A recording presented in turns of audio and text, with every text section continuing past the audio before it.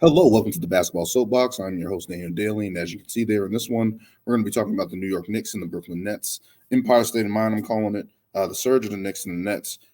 Two teams that you would have thought last month were in shambles, turmoil, uh, derailing off the tracks, really heading towards hitting a wall this season and really just going into no man's land this season for various reasons, trade demands, rotations, et cetera, players in and out, extracurricular activities and scandals off the court and stuff like that. We'll get into that as well. But first, we're just going to talk about these two teams. The Knicks are 7-3 in their last 10 games, a 6-game win streak. Defeated Cleveland, Atlanta, Charlotte, Sacramento, and Chicago twice on the back-to-back. And it's just interesting. Those are the teams that you don't think of doing anything in the league right now. Cleveland's one of the top teams in the league. Atlanta's struggling right now. Charlotte's a bottom feeder. Sacramento has been great. And Chicago, basically, they should blow it up, in my opinion. I think I'll talk about that at some point in another video down the line. But the New York Knicks, in a video I did earlier this season about them not really trading for Donovan Mitchell and what they needed to do to actually salvage this season, in my opinion, or have some type of success or something that's some type of positive reaction for the New York Knicks, because especially after the debacle last year, falling short of expectations in Julius Randle's downward spiral, the Knicks' downward spiral, them not really figuring it out. I said one of the things that they had to bank on this season is getting Julius Randle back to an all-star level, and that's what he's been over the last 10 games for the New York Knicks. All third-team NBA level that he was a couple years ago,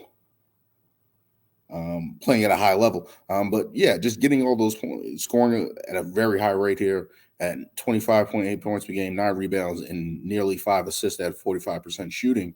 And I said that's what they really need to turn things around. And if they had any hope, was to have this guy that they have on a max contract, a guy that was considered on his way out last year, especially the way things ended last season. We all saw the thumbs down during the course of the season last year, and just his reaction to just not basically looking like everything was going wrong in New York for Julius Randle and the New York Knicks. But for him to turn it around over these last couple games, being aggressive, getting to the line, rebounding, passing. I think the passing from his position is very important for this team. Another creator of the outside of Jalen Brunson.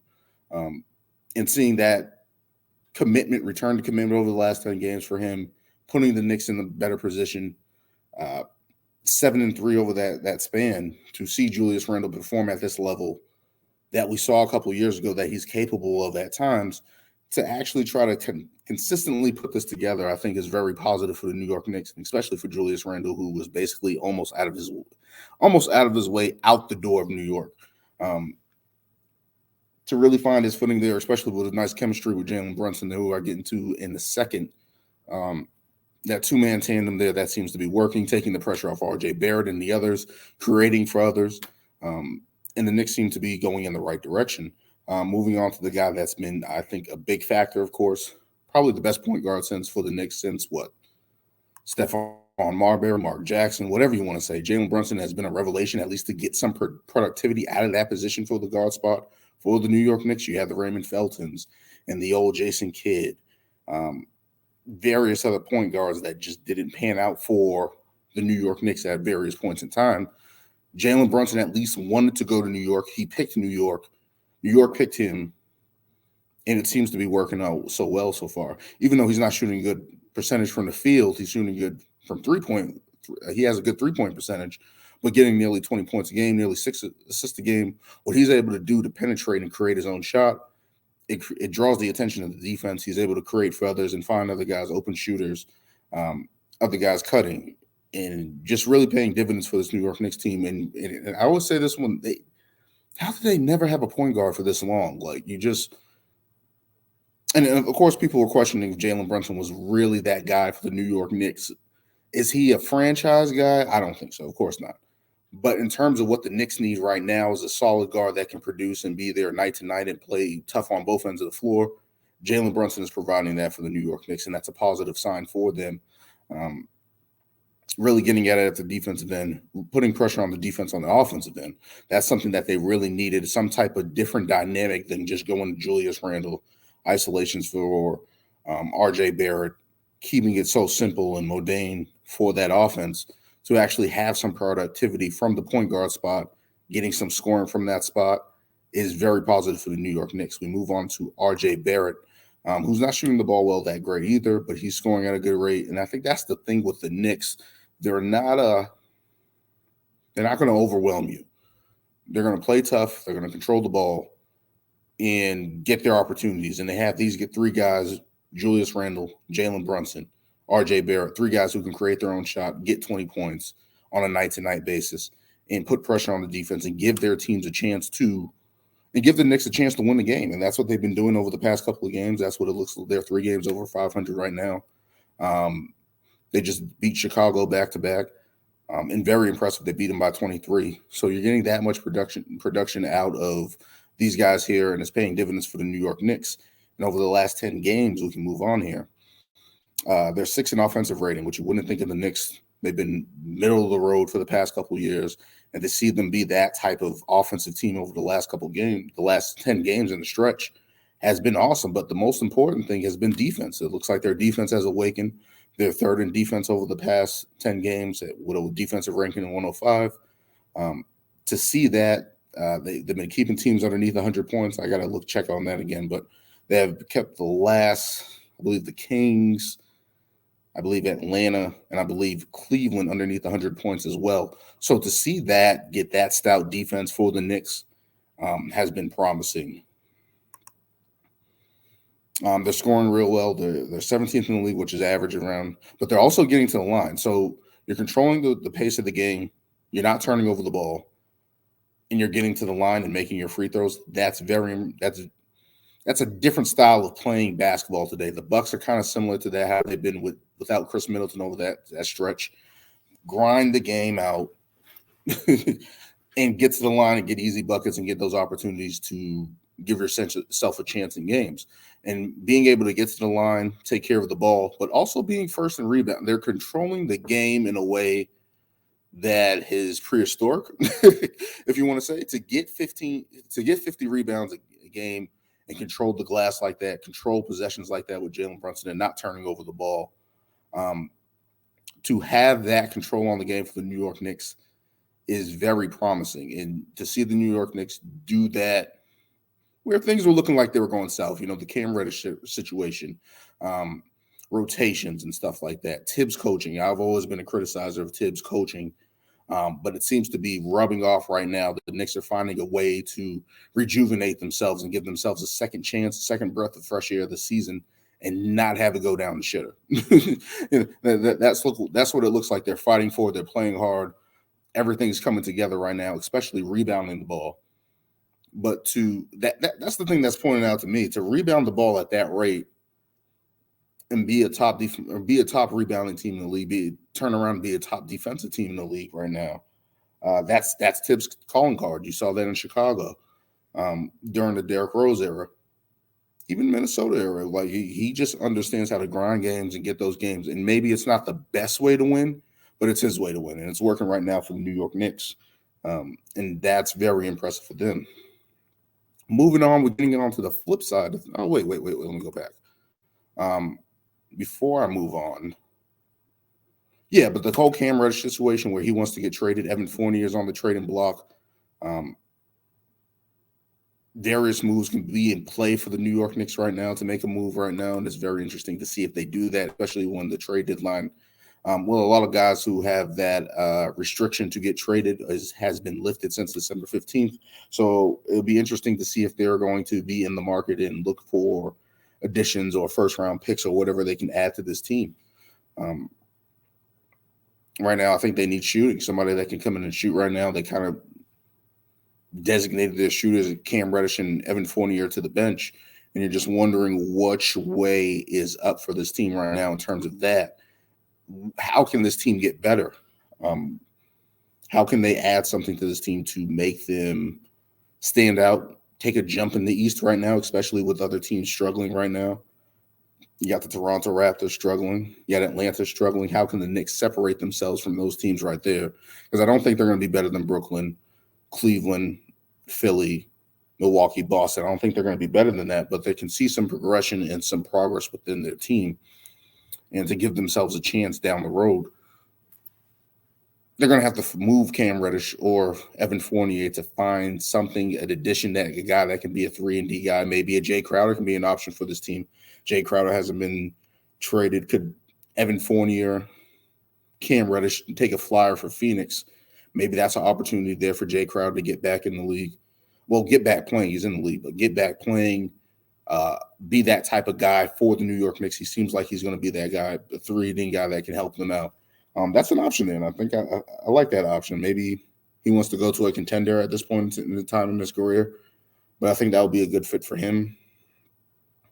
Long shot Kyle Kuzma, if they can get him, if there's sometimes that get a guy that can change things up for the offense, be a little bit more of an energy guy like that. That's weird because they need Obi Toppin. I mean, I'm just thinking talking off the top of my head here, but it'll be interesting to see what the Knicks do going forward. Moving on to a team that I'm surprised about that turned it around here. The Brooklyn Nets are 8-2 in the last 10 games.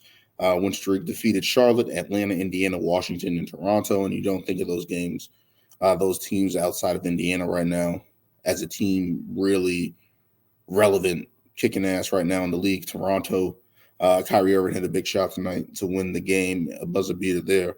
But the whole Kyrie Irving situation, of course, being suspended, Ben Simmons missing a lot of time, Steph Curry coming back from injury, Joe Harris coming back from injury, TJ Warren, who we haven't seen since probably the bubble, coming back from injury and getting some playing time now. And there's no other way to put it. Kevin Durant has been the driving force for the Brooklyn Nets right now. They were struggling earlier to start the season, guys in and out, and he has been able to keep the Brooklyn Nets afloat, scoring 32.4 points per game, 7.1 rebounds, 5.9, nearly 6 assists, nearly 2 blocks. But this is the thing. Over the last 10 games, 60% shooting from the field, 36% from 3, and 93% from the free throw line. This guy's the best scorer I have seen in my life. We've seen guys put up numbers before, of course.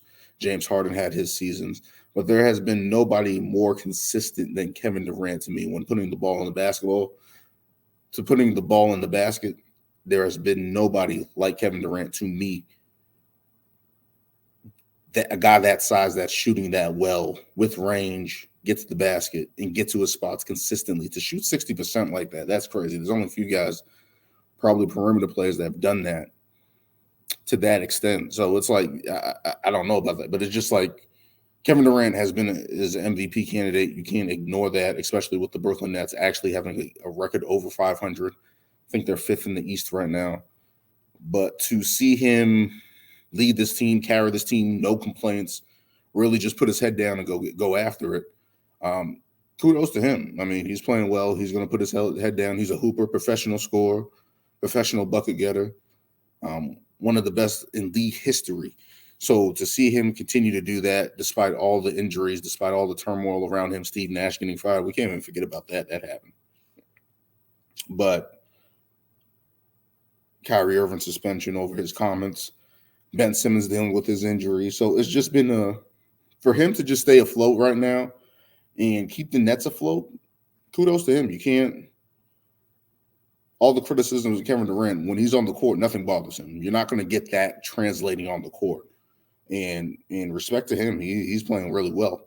Moving on to Sage God. Kyrie Irving hit a game winner tonight over Fred VanVleet to give them the win in Toronto on the road. And I said this, I was talking with a friend of mine, and he said he doesn't think Kyrie Irving is going to be an all-star. And I'm like, the way he's playing, you can't ignore his production.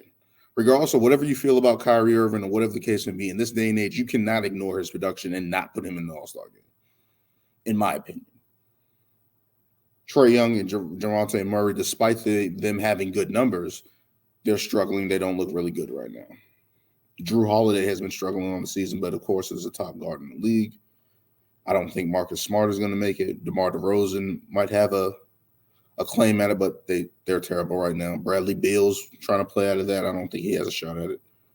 So you're just looking at the Eastern Conference, Jaylen Brown, Darius Garland, Mitchell.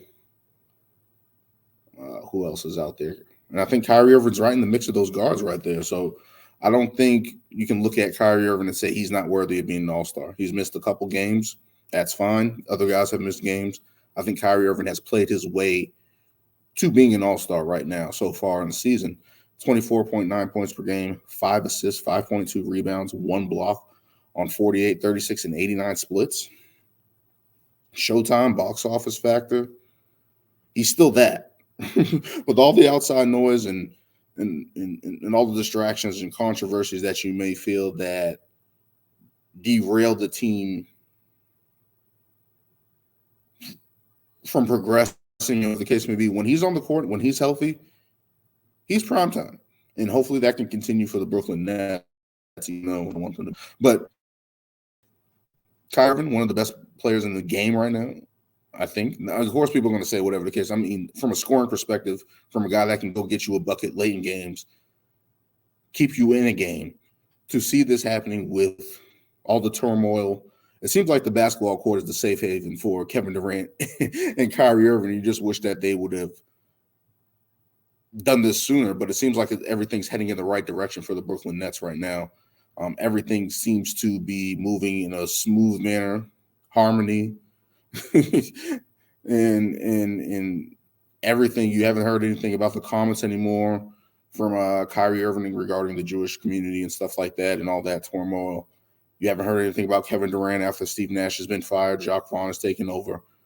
So it's really just been smooth sailings right now. It's a quiet period for the Brooklyn Nets. And that's a good thing, especially for the two stars leading the way who have been dealing with a lot of outside noise. For them to be on the basketball court, they're productive. They're getting shit done. Can't argue with them. And now I was going to talk about Ben Simmons, but he hasn't really been playing here. I got to talk about Nic Claxton. I can't ignore what he's doing for the Brooklyn Nets, being a rim runner, being a big guy, being able to finish around the rim, but also protecting the hoop right now for them. And that's a big for this team that has been looking for anchor on defense, a defensive anchor where they thought Ben Simmons was going to be able to fit that role, and at times has been able to do that in certain games, but has gotten into foul trouble, has not been able to stay on the floor, foul reasons or health-wise. To have Nic Claxton actually be in that position, provide rim protection, get rebounding for this team, and get nearly 12 points a game, that's a plus for the Brooklyn Nets. That's something that they always wanted. They couldn't have wanted anything more. This is the development that we wanted to see in Nic Claxton. Of course, everyone's going to say, hey, you guys traded Jared Allen. That's something that's old news now. Jared Allen's in Cleveland playing well. Nic Claxton, his development, able to do that right now for this team is huge. And if he can continue to do that, the Brooklyn Nets are going to continue to move into a positive direction. Moving on to the other guys that have been kind of like a little bit of the unsung heroes of the Brooklyn Nets, staying in full as well. Bench production-wise, over the last 10 games, Steph Curry, Joe Harris, Yuta Watanabe, Markieff Morris, all shooting over 40% from three, and that opens up the dynamic of your team, especially when you're shooting that well. For a guy, especially like Ben Simmons, when he's healthy, he's going to be able to find guys and he's going to be able to draw two and drive into the hoop, hopefully continuously. He had a good night in Indiana the other night. I don't think he missed a shot in that game. I can't remember. But to have that shooting around Kevin Durant, Kyrie Irving, and Ben Simmons, that's huge right now, especially when you think about the dynamics of the floor in the NBA where shooting is paramount. Kevin Durant's drawing 2-3 defenders at a time. The whole defense is focused at him. Kyrie Irving can get man to double it depending on if he's hot or not. Ben Simmons gives him the options to pass the ball. No one's going to leave those guys. So if he's able to get to the bucket and able to score, that's going to be a possibility for him. But to have that shooting around them is paramount right now. And I think that was a very positive signs for the Brooklyn Nets, especially when everything looked bad. Steph Curry looked like he was struggling. Joe Harris was struggling. Ben Simmons was struggling. The front court was struggling with Nic Claxton. Kevin Durant was asking for trades and asking guys to be fired and all this. So to see this turnaround for the Brooklyn Nets has been impressive. Moving on, their last 10 games, they're seventh in offensive rating with 117.5 rating, 15 in the league in points per game, but second in block shots in the game. Second in block shots in the league right now. And you think about Kevin Durant getting nearly 2 blocks a game, Kyrie Irving getting a block a game, Nic Claxton getting 2.6 blocks a game. And you're just like, that's a different dynamic for this team where at least they have some type of resistance on defense, where they're probably not going to be a top defensive team in the league. But if you can get some blocks and get some easy rebounds that way and get in transition and get these other guys scoring and get more opportunities, that's important for a team like Brooklyn, especially when defense isn't their calling card. At least if they're able to protect the rim, they at least have some type of resistance, or they cut off a valve there. Like, you guys can't score at the paint in the paint on us. We're going to be able to contest at the rim, and you guys are going to have to dish, and hopefully you guys, shooters, can make shots. That's what they're doing right now. And to see their offense kicking ass like it is with Kyrie Irving and Kevin Durant, these high percentage shooters around them, potentially Ben Simmons finding his footing, Nic Claxton's development, positive signs for the Brooklyn Nets. And positive signs for the New York Knicks, 2 teams where we thought things were going south and things were looking really, really bad. To see these 2 teams actually put it together and actually find some type of consistency, progression, pluses going forward in the season is very, very, very encouraging for the Eastern Conference, where it seemed there for a minute where Philly was injured, Milwaukee was injured. Toronto's hurt right now. Chicago's not looking really good right now. So to see these 2 teams actually turn around a little bit here, a little surge, a little positivity for these 2 teams, that's good for the Eastern Conference. It's good for the league overall. And I think these 2 teams are moving in the right direction. I think these 2 teams can potentially still make moves. Joe Harris is an option for the Brooklyn Nets, the Nets to trade. So a couple of options there for both these teams where they can move some players here and get some guys that can potentially help their playoff push. And we'll see if they do anything. The trade market has opened up exceptionally large right now, especially with all the players that are available right now for trade. So we'll see if these 2 teams do anything. We'll see if they continue their progressions towards positivity in the new year.